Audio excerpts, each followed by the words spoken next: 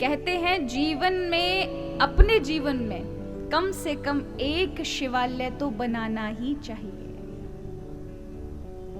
आप ना कर सको तो अपने जीते जी माता पिता के निमित्त कर देना। और ऐसी जगह घर में नहीं बनाना। कई लोग घर के अंदर बना लेते हैं, तो मत मानिएगा। आज आप पूजा कर रहे हैं, आने वाली पीढ़ी ने नहीं किया तो क्या होगा? 21 पीढ़ियां तुरंत आ जाएंगी नीचे। जिनको गति मिलनी थी उनकी नहीं मिलेगी, क्योंकि अगर उन्होंने पूजा नहीं की और वहां अशुद्धि वातावरण रहा, पूजा पाठ नहीं रही, तो उन विग्रहों का अपमान होगा। इसलिए मंदिर बनवाओ तो कहीं संतों के आश्रम में बनवा दो, तीर्थों में जाके बनवा दो, या फिर ऐसी जगह बनाओ जहां सब पूजा कर सकें।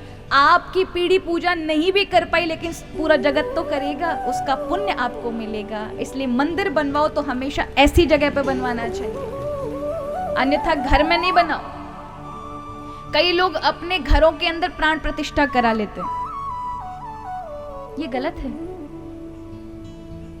आपने करा ली, चले आप भगवत भक्त हैं, आपकी आने वाली पीढ़ी में अगर किसी ने वो प्रतिष्ठा जो हो चुकी है उन प्रभु के विग्रह की अच्छे से पूजा अर्चना नहीं की, क्या होगा?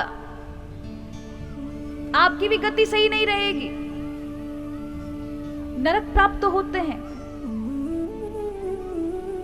और अगर मान के चलो उनका मन नहीं रहा उस घर में रहने का, उन्होंने बदल दिया, वो शहर चले गए छोड़ करके, बेच करके, तब क्या होगा? या जिसको बेचा होगा वो लोग रहने वाले कैसे व्रती वाले हैं, वहां पर उन्होंने वो सेवा नहीं की तो क्या होगा? ये सब सोच विचार करके रखना चाहिए। केवल वर्तमान को न देखें, भविष्य का भी विचार करना चाहिए। क्या हम संभाल पाएंगे?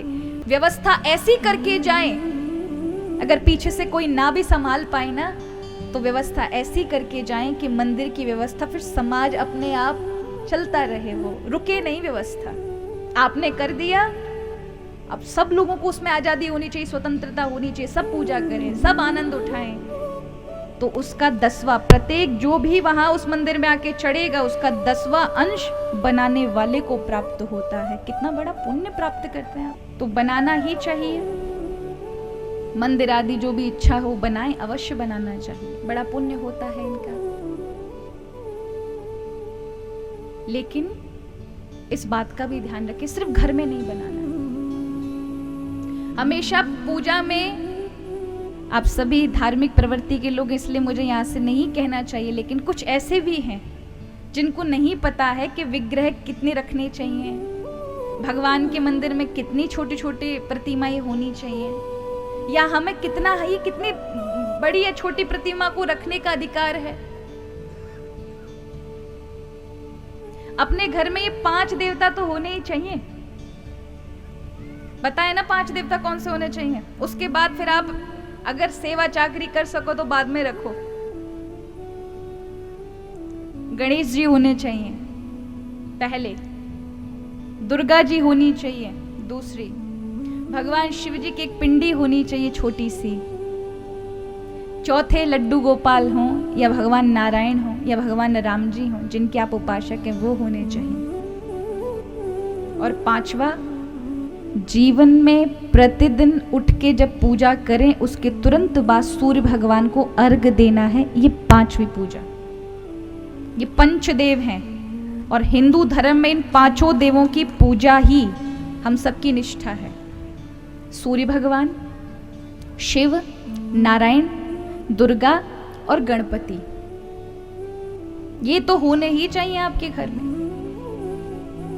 अब अगर आप वैष्णव हैं, आप दीक्षित हैं किसी गुरु से, आपकी संप्रदाय में जिस विग्रह की आपकी पूजा है उनको आप बीच में रखें। अगर आपके यहाँ भगवान कृष्ण हैं तो आप भगवान कृष्ण को बीच में रखें, लेकिन गणपति, दुर्गा जी, शिव जी, उसमें 5 होने ही चाहिए। अब शिव जी कितने बड़े होने चाहिए? कितने बड़े होने चाहिए? एक अंगूठे से बढ़कर के कभी मत लीजिएगा, या इतनी सी ही पिंडी होनी चाहिए, इससे ज्यादा बड़ी नहीं रखो।